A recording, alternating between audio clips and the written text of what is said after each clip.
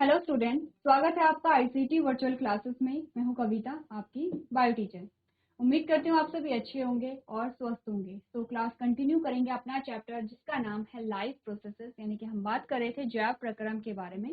तो जैव प्रक्रम में हम अभी तक न्यूट्रिशन की बात कर रहे थे, जिसमें आप हेटेरोट्रॉपिक मोड ऑफ न्यूट्रिशन की बात कर रहे हैं, जिसमें हम देख रहे हैं जो ह्यूमंस होते हैं उनमें पाचन किस प्रकार से होता है। ठीक है, तो देख लेते हैं अभी तक आपने पाचन में क्या क्या चीजें समझी हैं। यहाँ पर पाचन की जो प्रोसेस होती है वो भी हमने स्टार्ट कर ली है। इससे पहले आपने क्या समझा था, जो बेसिक इंट्रोडक्शन था आपका वो आपने समझा था, जिसमें आपने सबसे पहले पाचन तंत्र के बारे में बात की। पाचन तंत्र क्या होता है, पाचन तंत्र में कौन कौन से अंग शामिल होते हैं, एलिमेंट्री कैनाल या आहार नाल किसे कहते हैं, इसके बारे में हमने चर्चा की थी। कुछ यहाँ पर हमने डाइजेस्टिव ग्लैंड यानी कि पाचक ग्रंथियों के बारे में बात की थी, कितनी होती है, कौन कौन सी होती है, लोकेशन कहाँ होती है, ये हमने बात कर ली थी। ठीक है, उसके बाद आपने देखा न्यूट्रिशन इन ह्यूमंस, अगर मनुष्यों में पोषण हो रहा है किस प्रकार से हो रहा है, इस बात के लिए हमने यहाँ पर बात की थी। और इसी के साथ हमने कहा था जो पाचन है, पाचन के मेन जो चरण होते हैं वो 5 चरण होते हैं, जिसमें अभी तक आप बात कर रहे हैं अंतर्ग्रहण की। तो हमने स्टार्ट कर लिया है आपके पहले स्टेप को, जो आपका पाचन का पहला स्टेप है, दैट इज अंतर्ग्रहण, वो हमने स्टार्ट कर लिया है। अंतर्ग्रहण में आपने क्या कहा कि आपने भोजन को ग्रहण किया। जब भोजन को ग्रहण किया तो वो कौन कौन से अंग है जो भोजन पर कार्य करेंगे। तो सबसे पहले हम बात कर रहे हैं दांतों के बारे में, क्योंकि हमने कहा 2 चेंजेस के बारे में आपने पढ़ा था, फिजिकल चेंजेस या फिजिकल ब्रेकडाउन और केमिकल ब्रेकडाउन। तो पहला आपके पास क्या आया था, फिजिकल ब्रेकडाउन आया था।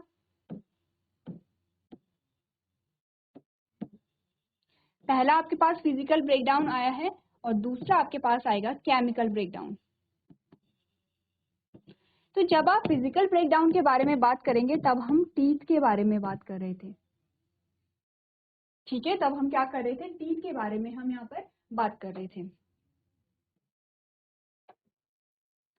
टीथ के बारे में हम क्या पढ़ चुके हैं, देख लेते हैं, एक बार रिवाइज कर लेते हैं।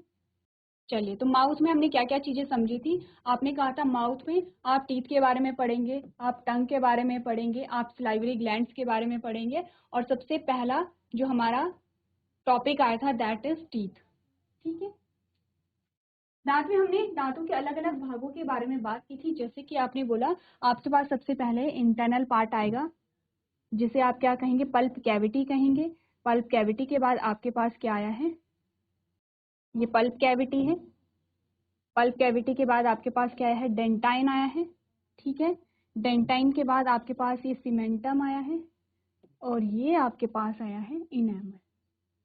ठीक है, ये आपके पास क्या आया है, इनेमल आया है। आपका जो दांत है वो क्या है, सॉकेट में फिक्स है आपके जॉ में।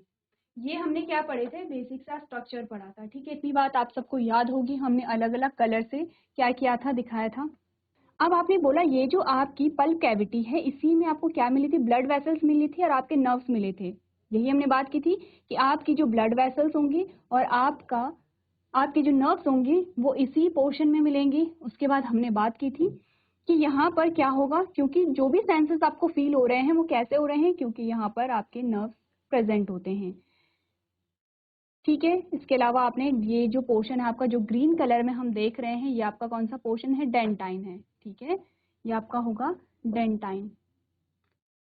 डेंटाइन के नीचे वाले पोर्शन में आपको मिलता है सीमेंटम, जो कि कहाँ फिक्स होता है, सॉकेट में फिक्स होगा। ये वाला जो पोर्शन आपका होगा ये आपका होगा सीमेंटम। ठीक है, तो जैसे कि आपको एक और इमेज दिखाई गई है टीथ की, उसमें 2 पार्ट में हमने डिवाइड किया है। एक तो क्या होता है, क्राउन पार्ट होता है, एक रूट पार्ट होता है। तो रूट पार्ट में देख लीजिए आपका यहाँ से रूट पार्ट स्टार्ट हो गया है। रूट पार्ट में आपके कौन कौन से पार्ट आए हैं देख लीजिए। क्राउन पार्ट में आपके कौन कौन से पार्ट आए हैं, एक तो आपने का इनामल आया है फर्स्ट वाला, सेकंड आपने बोला डेंटाइन आया है। ठीक है, और अगर हम पल्प कैविटी की बात करें तो कुछ क्या है, आपकी पल्प कैविटी भी आई है। चलिए, ये आपका क्या है, इनामल है। ठीक है, इनामल आपके पास क्वेश्चन भी आता है कि आपके शरीर का सबसे कठोर भाग कौन सा होता है। एक बार आप लोग इस क्वेश्चन को करके आएंगे। एक और क्वेश्चन है कि जो आपका इनामल है वो किस चीज से मिलकर के बना है। ठीक है, 2 क्वेश्चन है आपके होमवर्क में जो कि आप करके लेके आएंगे। ये हमने स्ट्रक्चर देखा था किसका, आपके टीथ का, आपके दांत का, जो एक बेसिक सा स्ट्रक्चर आपने देखा। नेक्स्ट हमने बात की थी, यहाँ पर हमने बोला टाइप्स ऑफ टीथ के बारे में और उनके फंक्शन के बारे में। सबसे पहले टीथ के बारे में बात की, हमने बोला कितने प्रकार के होते हैं, 4 प्रकार के होते हैं। इंसीजर है, इंसीजर आपके पास आया है, कैनाइन आया है, प्रीमोलर आया है और मोलर आया है। इंसीजर आपके पास कितने हैं, आपने बोला यहाँ 2 हैं एक साइड। तो हम पूरे जॉ की बात करें तो पूरे जॉ में 4 हैं, एक पूरे जॉ की बात हो रही है, ठीक है, पूरे जॉ की हो रही है, 4 हैं। कैनाइन आपके पास कितना है, एक आया है, पूरे जॉ में कितने होंगे, 2 होंगे। प्रीमोलर 2 हैं, पूरे जॉ में कितने होंगे, 4 होंगे। मोलर 3 है तो पूरे जॉ में कितने होंगे, 6 होंगे, ठीक है। अगर हमने बोला इसका फॉर्मूला क्या था, तो आपने क्या लिखा था, इसका फॉर्मूला इसी के अकॉर्डिंग आपने लिखा। कैसे लिखा, आपने लिखा 2 1 फिर 2 3 अपॉन 2 1 2 3। ये आपका क्या है, डेंटल फॉर्मूला है। ये आपका क्या होगा, डेंटल फॉर्मूला होगा। तो हमने कहा जो हमारे मिल्क टीथ होते हैं, मिल्क टीथ होते हैं हमारे, 2 बार हमारे दांत आते हैं। एक तो आप जब बहुत छोटे होते हैं, जब आप 10 से 11 महीने के होते हैं, तब आपके मिल्क टीथ आते हैं, ठीक है। जब मिल्क टीथ आते हैं तो उनका जो नंबर होता है, वो उनका जो फॉर्मूला होता है, वो हमने लिखा था 2102 अपॉन 2102, ठीक है। अब आप लोगों को, क्योंकि हमने प्रीवियस लेक्चर में अच्छे से समझा है, यहाँ पर जो डेंटल फॉर्मूला है कैसे आपका निकला, नंबर ऑफ टीथ, जिसमें आपके इंसीजर, कैनाइन, प्रीमोलर और मोलर यहाँ पर आते हैं, तो किस प्रकार से उनका नंबर है हमने बात की है। तो आप फॉर्मूले को यहाँ से देख सकते हैं। अब आपको सीक्वेंस पता होना चाहिए, सीक्वेंस यही रहेगा, तभी आप फॉर्मूले को सही लिख सकते हैं, ठीक है। आपने कहा ये जो आपको इमेज दिखाई दे रही है, ये एग्जैक्टली आपके फॉर्मूले को बताती है यहाँ पर। तो आपको पता होना चाहिए सीक्वेंस। यहाँ पर सबसे पहले इंसीजर की बात आपने कहा, जो फ्रंट के आपके 4 दांत होते हैं ये आपके इंसीजर हैं।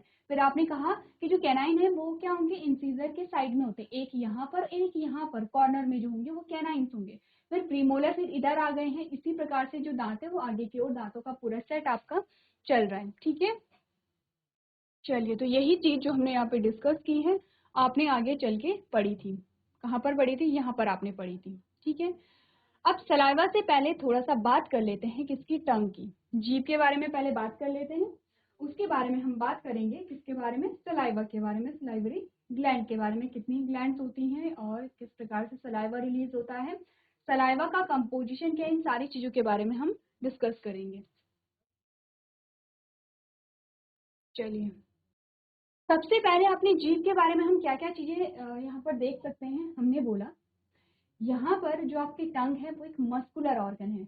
मस्कुलर ऑर्गन है, कोई आपको हड्डी दिखाई देती है अपने अपने टंग में, नहीं। कैसा है, मस्कुलर ऑर्गन है।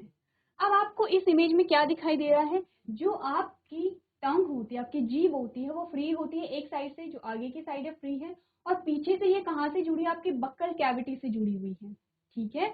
एक यहाँ पर क्या होती है, बोन होती है, जिसे आप कहते हैं हायोइड बोन। बोन, ये जो हायोइड बोन है, इससे जो आपकी जीभ है वो कनेक्टेड होती है, ठीक है।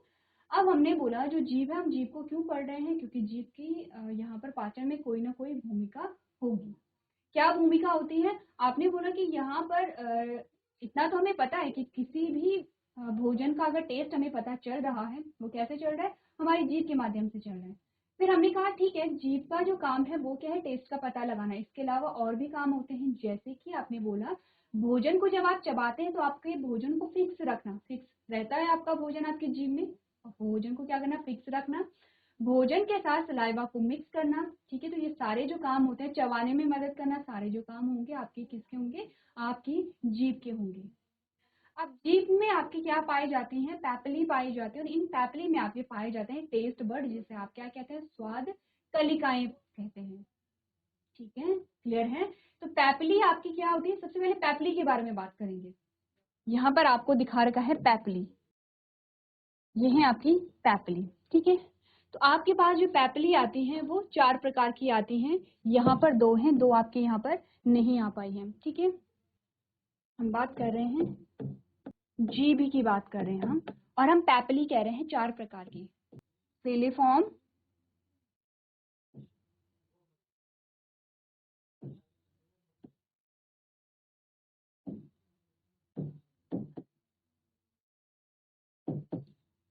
पंजीफॉर्म,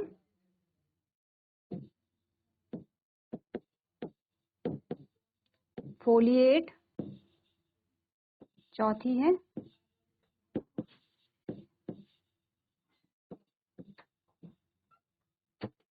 सर्कमवैलेंट। 4 आपके पास आते हैं पैपिली। सबसे पहले तो इनके जो नाम है वो आपको नोट करने हैं।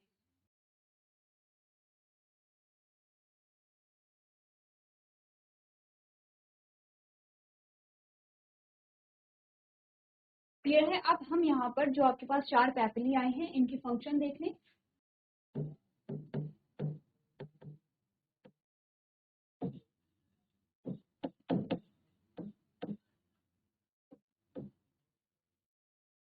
चलिए अब इनके फंक्शन हम देख लेते हैं। सबसे पहले फिलीफॉर्म, जो ध्यान रखिए हम टेस्ट बर्ड की यानी कि स्वाद कलिकाओं की बात नहीं कर रहे हैं। स्वाद कलिकाएं समझते हैं हम लोग, आपकी जो टंग होती है उसमें स्वाद कलिकाएं होती हैं। ये भी आपको पता होगा कि अलग अलग जो रीजन होता है आपकी टंग के, अलग अलग जो रीजन होते हैं वो अलग अलग स्वाद को पहचानने के लिए रिस्पॉन्सिबल होते हैं। इन्हें आप स्वाद कलिकाएं कहते हैं। तो ये स्वाद कलिकाएं होती हैं पैपली में। 4 प्रकार की पैपली होती हैं। अब जो जो चीजें हम डिस्कस कर रहे हैं वो आप लोग ध्यान से पढ़िए, क्योंकि आगे चल के आप में से कुछ बच्चे क्या होंगे, नीट का एग्जाम देंगे, कुछ कॉम्पिटिटिव एग्जाम देंगे आप लोग, या फिर आप 11th या 12th में जो चैप्टर्स पढ़ेंगे उनमें आपको बहुत हेल्प करने वाले हैं ये जो टॉपिक होते हैं। क्योंकि अभी तक आपने सिंपली डाइजेशन पढ़ा है, जब आपने क्लास 7th में पढ़ा होगा, ठीक है। यहाँ पर जो आप पढ़ रहे हैं डाइजेशन को डिटेल में पढ़ रहे हैं, तो जितनी डिटेल में आप पढ़ेंगे उतनी आगे चीजें आपके लिए क्या होंगी, ईजी होती चली जाएंगी। तो आप साथ में नोट करते चले जाएंगे, ठीक है। सबसे पहले फिलीफॉर्म की बात करते हैं। क्या है? पैपिली है फिलीफॉर्म। आपने बोला यहाँ पर कोई टेस्ट बर्ड नहीं होते हैं, नो टेस्ट बर्ड, कोई स्वाद कलिकाएं नहीं होती। टेस्ट बर्ड यानी कि स्वाद कलिकाएं, ठीक है, जो स्वाद को पहचानती हैं। इनमें कोई टेस्ट बर्ड नहीं होते, तो इनका फंक्शन क्या होगा, ये फूड को होल्ड करता है। भोजन जब आप चबाते हैं तो आपकी टंग में फूड को क्या करेगा, होल्ड करेगा। ये फूड को होल्ड करता है, ठीक है। क्लियर है इतना कि क्या करेगा, भोजन को होल्ड करके रखेगा, यानी कि जीभ में भोजन को स्थिर रखेगा, ठीक है। सेकंड हमारे पास आता है फंजीफॉर्म। तो आप जो फिलीफॉर्म होते हैं, फिलीफॉर्म का जो नंबर होता है वो कैसा, ये स्मॉलेस्ट होते हैं। अगर इनकी हम आकार की बात करें, स्मॉलेस्ट होते हैं यानी कि छोटे होते हैं, लेकिन इनकी जो संख्या होती है वो ज्यादा होती है, ठीक है। मोस्टली आपको जो फिलीफॉर्म होंगे वो ज्यादा आपको दिखाई देंगे। जो फंजीफॉर्म होते हैं वो आपको इनकी मात्रा कम दिखाई देगी। इनका आकार बड़ा हो सकता है लेकिन इनकी मात्रा कम होती है। और आपने बोला जो फंजीफॉर्म होते हैं उनमें टेस्ट बर्ड प्रेजेंट होंगे, टेस्ट बर्ड क्या होंगे, प्रेजेंट होंगे, ठीक है। इतना समझ आ गया आपको? अब बात करते हैं फोलिएट की। आपने बोला ये जो फोलिएट होते हैं एब्सेंट इन अडल्ट, जो परिपक्व होते हैं, मेच्योर होते हैं। अडल्ट का मतलब समझते हैं आप लोग, आपने क्या पढ़ेंगे, जब आपने अलग अलग स्टेजेस पढ़ी हैं डेवलपमेंट की, तब आप क्या कहते हैं, शैशवावस्था आती है, उससे पहले गर्भावस्था हम कहते हैं, ठीक है। जब जो यहाँ पर न्यूबॉर्न होता है अपनी मदर के वूम में होता है तो आप शैशवावस्था कहते हैं। बाल्यावस्था कहते हैं जब 2-3 साल का होने लगता है। बाल्यावस्था के बाद धीरे धीरे जैसे जैसे बड़ा होता है तो आपने बोला यहाँ पर किशोरावस्था आने लगती है।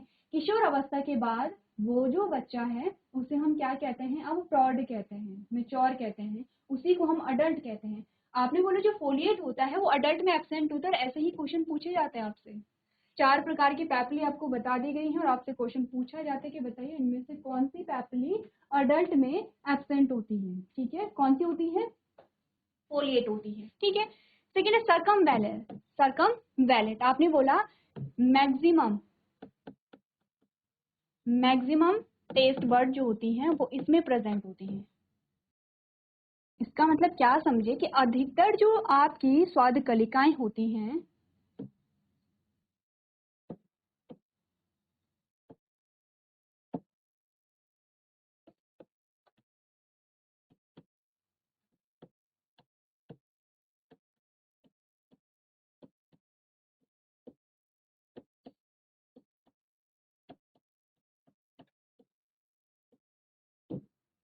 किसमें होती हैं, अधिकतम स्वाद कलिकाएं किसमें होती हैं, सर्कमवैलेंट में होती हैं, ठीक है। क्लियर है इतनी बात?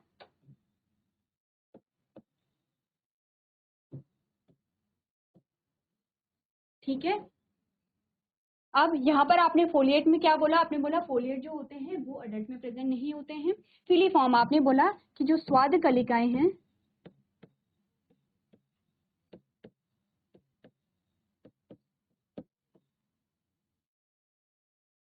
वो क्या है, नहीं पाई जाती हैं।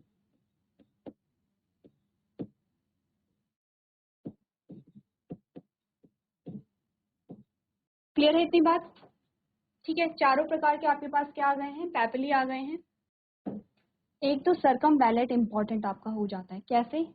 आपने बोला क्योंकि इसमें क्या है, अधिकतम स्वाद कलिकाएं पाई जाती हैं। ठीक है, एक आपका हो जाता है फोलिएट, क्योंकि ये क्या होता है, अडल्ट में एब्सेंट होता है। ठीक है, इसके अलावा आपने बोला ये दोनों भी इंपॉर्टेंट है। फंजी फॉर्म जो है उसमें क्या होते हैं, टेस्ट बड पाई ही नहीं जाती हैं, और सिली फॉर्म में आपकी टेस्ट बड नहीं पाई जाती है, और फंजी फॉर्म में क्या होती है, आपकी टेस्ट बड पाई जाएंगी। ठीक है, तो आपने करना है कि चारों प्रकार की, सबसे पहले तो ये आपके पास जो पैपिली आई है उन्हें नोट कीजिए, किसका क्या फंक्शन है उसे भी आप लोगों को नोट करना है।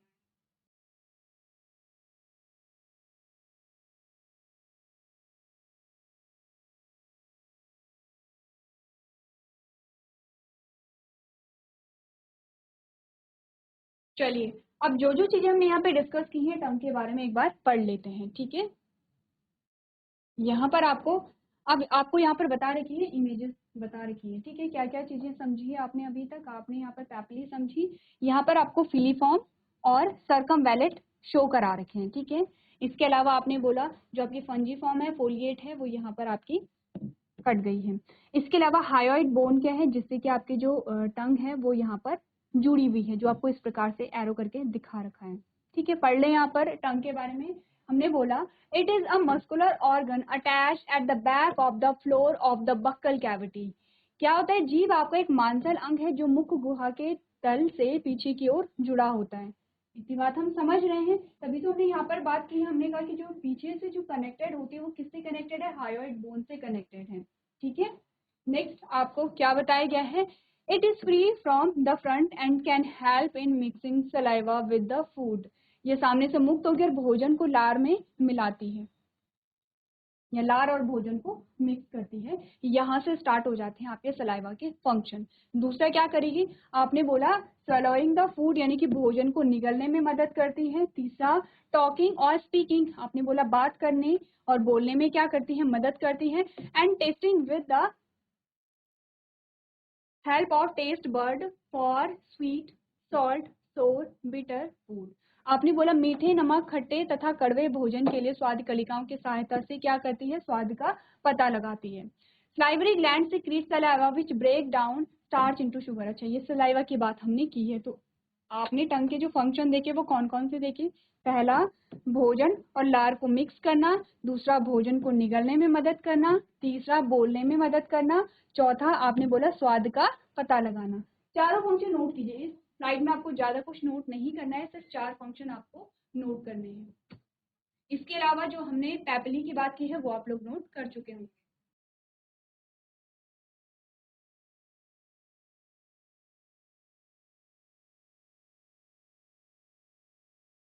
चलिए, तो आपने यहाँ पर बात कर ली है टीथ के बारे में, टीथ के फंक्शन के बारे में, आपने बात कर ली है टंग के बारे में, टंग के फंक्शंस के बारे में। अब हम बात करेंगे सलाइवा के बारे में। हम बात करेंगे यहाँ पर सलाइवा के बारे में। सबसे पहले बात करेंगे सलाइवा जो है उसके कंपोजिशन, यानी कि सलाइवा किस किस चीज से मिलकर के बना है। ठीक है, उसके बाद सलाइवरी ग्लैंड के बारे में डिस्कस करेंगे। सलाइवरी ग्लैंड आपकी जो होती हैं वो कौन कौन सी होती हैं और कहाँ कहाँ पाई जाती हैं। चलिए, सलाइवा जिसे आप लार भी कहते हैं। ठीक है, तो आपने बोला जो आपका सलाइवा होता है, जो लार होता है, अगर इस लार के साथ भोजन ऐड हो जाए, अगर आपने बोला लार प्लस भोजन, जब भोजन के साथ आपका लार मिक्स हो जाता है तब आप इसे कहते हैं बोलस। अब ये शब्द आपको ध्यान रखना है, इंपॉर्टेंट होता है, क्योंकि एक और शब्द आएगा जब आपका भोजन कहाँ जाएगा, आपके पेट में जाएगा। जब भोजन की चर्निंग होती है तब भोजन को क्या कहा जाता है, एक और वर्ड वहां पर आता है। तो एक शब्द आप बोलस याद रखेंगे। आपने बोला आपका जो लार है वो 99% किससे मिलकर के बना होता है, पानी से, वाटर से मिलकर के बना होता है। इसके अलावा क्या क्या होगा यहाँ पर, आपने बोला म्यूकस है, इसके अलावा पोटेशियम है, सोडियम है, क्लोरीन है, प्लस HCO3 है। ये सारी चीजें ऐड होती हैं इसमें। ठीक है, अब एंजाइम्स की बात कर लें।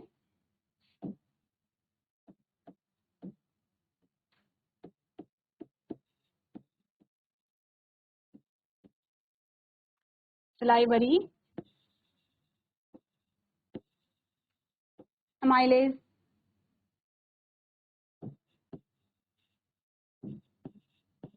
लाइसोजाइम।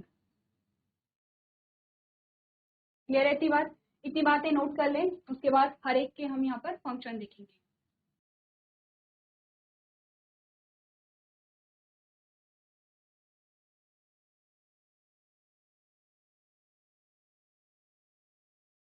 चलिए देख लें अब यहाँ पर जो आपका लार है, लार के क्या क्या फंक्शन होते हैं। कुछ कुछ फंक्शन हम यहाँ पर डिस्कस करेंगे। जैसे अगर हम यहाँ पर डाइजेशन की बात करें, अगर हम डाइजेशन की बात करें तो आपने बोला आप बात करेंगे एक तो सलाइवरी अमाइलेज की, एक तो हम बात करेंगे सलाइवरी अमाइलेज की, एक आप बात करेंगे यहाँ पर क्लोरीन की, एक आप बात करेंगे यहाँ पर म्यूकस की। इन तीन चीजों के बारे में हम बात करेंगे, ठीक है। एक हम बात करेंगे यहाँ पर पीएच की, जो आपका पीएच होता है उसकी हम बात यहाँ पर करेंगे, ठीक है। देखेंगे यहाँ पर पीएच कितना होता है सलाइवा का। सबसे पहले हम बात कर लेते हैं यहाँ पर जो म्यूकस होता है। म्यूकस क्या करेगा, आपने कहा जो भोजन है, भोजन में जो आपने देखा होगा जो चिपचिपा होता है, ल्यूब्रिकेशन, यानी कि वहां पर क्या होता है, निगलने में सहायता करता है क्या, म्यूकस आपका। इतना तो आप समझते हैं क्योंकि म्यूकस के बारे में आप कई जगह पढ़ते हैं। ल्यूब्रिकेशन यहाँ पर प्रोवाइड कराता है। अब सलाइवरी अमाइलेज क्या करेगा, आपने बोला जो सलाइवरी अमाइलेज है वो आपकी जो कार्बोहाइड्रेट है उसे किस में कन्वर्ट करेगा, माल्टोज में कन्वर्ट करेगा, ठीक है। किस में कन्वर्ट करेगा, माल्टोज में। अब आपके लिए क्वेश्चन सबसे पहले ये आता है जो कार्बोहाइड्रेट होते हैं आपके, वो कितने प्रकार के होते हैं। आपने कहा मेनली हमारे पास दो प्रकार के होते हैं, ठीक है। कौन कौन से होते हैं, आपने बोला सिंपल कार्बोहाइड्रेट और कॉम्प्लेक्स कार्बोहाइड्रेट, ठीक है। सिंपल और कॉम्प्लेक्स कार्बोहाइड्रेट आपने बात की है यहाँ पर। अब यहाँ पर जिस कार्बोहाइड्रेट की बात हो रही है, क्योंकि आप स्टार्टिंग से पढ़ते चले आ रहे हैं कि यहाँ पर पाचन होगा तो क्या होगा, complex food material simple food material में टूटेगा।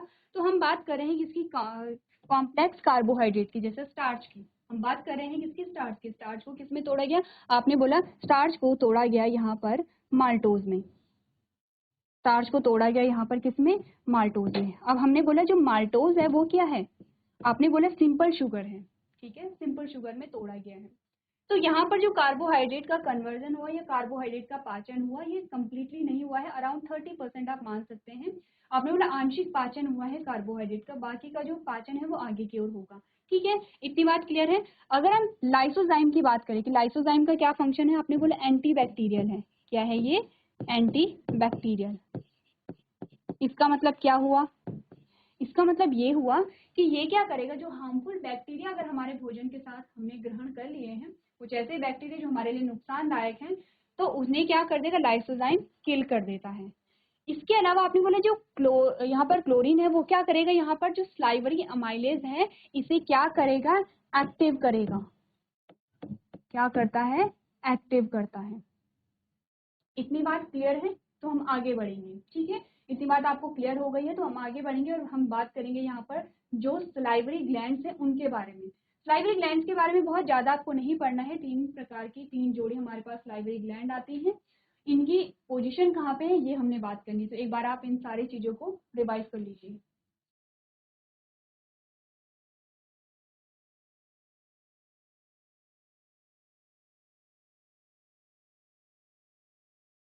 चलिए तो अब हम बात कर लेते हैं किसके बारे में, सलाइवरी ग्लैंड्स के बारे में। यानी कि हम बात कर रहे हैं लार ग्रंथि के बारे में। लार ग्रंथि जो होती है आपकी तीन जोड़ी होती है। कौन कौन सी, पैरोटिड। सबसे पहले होती है पैरोटिड जो आपकी यहाँ प्रेजेंट होती है, ठीक है। सबलिंगुअल, सबलिंगुअल होती है आपकी टंग के नीचे प्रेजेंट होती है। सब मैंडिबल जो आपकी लोअर जॉ में प्रेजेंट होती है। तीन प्रकार की बात कर ली है। कौन कौन सी हमने बोला है, पैरोटिड होती है, सबलिंगुअल होती है और सब मैंडिबल होती है, ठीक है। तीन प्रकार के हमारे पास क्या आ गई हैं, यहाँ पर सलाइवरी ग्लैंड्स आ गई हैं। इतनी बात क्लियर है। सलाइवरी ग्लैंड्स में आपको नाम याद रखने हैं और लोकेशन आप अपनी नॉलेज के लिए याद रख सकते हैं, ठीक है। पूछा भी जा सकता है कि पैरोटिड कहाँ प्रेजेंट है या फिर सबलिंगुअल कहाँ प्रेजेंट होती है, ये आप क्या कर सकते हैं, ध्यान रख सकते हैं। चलिए तो यहाँ तक की बात क्लियर है। और अभी तक आपने इन सारी चीजों से क्या कंक्लूजन निकाला है, इन सारी चीजों से आपने कंक्लूजन ये निकाला है कि आपने भोजन को चबा लिया है, ठीक है, भोजन को चबा लिया है, भोजन के साथ सलाइवा मिक्स हो गया है, भोजन में जो कार्बोहाइड्रेट है उसका आंशिक पाचन भी हो गया है, और अब हम भोजन को क्या कह रहे हैं, बोलस कह रहे हैं। इस शब्द को आप लोग ध्यान रखेंगे, हम इसे क्या कह रहे हैं, बोलस कह रहे हैं।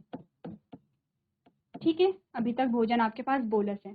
अब आप क्या करेंगे, जब आप चबा लेते हैं भोजन को तब आप निगलते हैं। जब आप निगलते हैं तो भोजन आपका मुख से कहाँ जाएगा, आपके फूड पाइप में जाएगा। तो अगला जो हमारे पास ऑर्गन आता है दैट इज फूड पाइप और भोजन नली। ठीक है, भोजन नली के बारे में बात करेंगे। तो भोजन नली के बारे में कुछ चीजें, जैसे कि भोजन नली में कोई भी जो पाचक ग्रंथि है वो नहीं होती है, पाचक ग्रंथि नहीं है तो पाचक रस भी श्रावित नहीं होंगे यहाँ पर। और आपकी जो भोजन नली होती है उसमें भोजन का पाचन भी नहीं होता है। ठीक है, भोजन का पाचन नहीं होगा तो फंक्शन क्या होगा, सिंपल सा फंक्शन होता है आपके भोजन नली का कि भोजन को आपके मुख से आपके स्टमक में पहुंचाया जाए। इतनी बात क्लियर है। ठीक है, तो फूड पाइप के बारे में आप पढ़ लेते हैं। आपने बोला it is a tube like structure. क्या है, ये एक ट्यूब जैसी संरचना है। ठीक है, ट्यूब जैसी संरचना है which connect the mouth to the stomach, from the mouth to the stomach. ठीक है, food is pushed downwards by the wave like movement of the wall of food pipe as a result of a alternate contraction and relaxation. This movement is called a peristalsis. क्या कहेंगे इसे, peristalsis कहेंगे। अब ध्यान दीजिए आपको क्या बताया गया है। आपको सिर्फ इतना ध्यान रखना है कि जो आपकी भोजन नली है वो आपके मुख से भोजन को आपके स्टमक में पहुंचा रही है। कुछ इस प्रकार की गति आप देख रहे हैं, इस प्रकार की गति क्या हो रहा है इसमें, आपने पढ़ा यहाँ पर कि कुछ इस प्रकार की गति आपने देखी अपनी भोजन नली में। वैसे भोजन नली कैसे रहेगी, ऐसे ट्यूब लाइक स्ट्रक्चर है। ठीक है, लेकिन आपको कुछ इस प्रकार की गति दिखाई दे रही है क्योंकि इसमें कंटिन्यूसली कॉन्ट्रैक्शन और रिलैक्सेशन हो रहा है। संकुचन होगा और विराम अवस्था में आएगा, संकुचन होगा विराम अवस्था में आएगा। इसके द्वारा क्या होगा, जो भोजन पहले यहाँ पर था अब वो यहाँ पर आ गया है। सिंपली भोजन को नीचे भेजने के लिए यहाँ पर एक गति चलती रहती है। तो फूड पाइप से आपको क्या क्वेश्चन आता है, एक तो ये आता है कि कौन सी गति वहां पर होती है। आपने कहा पेरिस्टालिसिस मूवमेंट होता है। क्या होता है पेरिस्टालिसिस मूवमेंट का, आपने कहा कंटिन्यूसली कॉन्ट्रैक्शन हो रहा है और रिलैक्सेशन हो रहा है। तो सिंपल से इतनी बात आपको यहाँ पर समझनी है। फूड पाइप में आपके पास ज्यादा चीजें नहीं है। ठीक है, तो अभी तक आपने बात की है यहाँ पर कि जो भोजन का पाचन है मुख में किस प्रकार से हुआ है। सारी चीजें आप लोग क्या करेंगे, रिवाइज करके लेके आएंगे। नेक्स्ट जो हमारा लेक्चर होगा हम स्टमक में देखेंगे कैसे यहाँ पर भोजन का पाचन हो रहा है। उससे पहले हम गट का यहाँ पर स्ट्रक्चर देखेंगे। अब गट क्या होती है, आपने बोला आपकी जो एलिमेंट्री कैनाल है, एलिमेंट्री कैनाल में आपने कहा आपकी एलिमेंट्री कैनाल है एक पाइप लाइक स्ट्रक्चर है, ये पाइप लाइक स्ट्रक्चर है। तो ये जो पाइप जैसा संरचना है ये सिर्फ एक सिंगल लेयर तो नहीं होगी, सिंगल लेयर नहीं होती है, यहाँ पर बहुत सारी चीजें होती हैं। और बीच का जो पाथ होता है जहाँ पर आपका भोजन निकल रहा है उसे ल्यूमेन कहेंगे। ठीक है, तो हमें ये देखना है कि ये लेयर्स जो होती हैं ये कौन कौन सी लेयर्स होती हैं, इनका क्या क्या फंक्शन होता है। तो थोड़ा सा गट का यहाँ पर स्ट्रक्चर देख लेंगे, उसके बाद बात करेंगे कि जो आपका स्टमक होता है उसमें पाचन कैसे हो रहा है। इतनी बात आप सबको क्लियर है।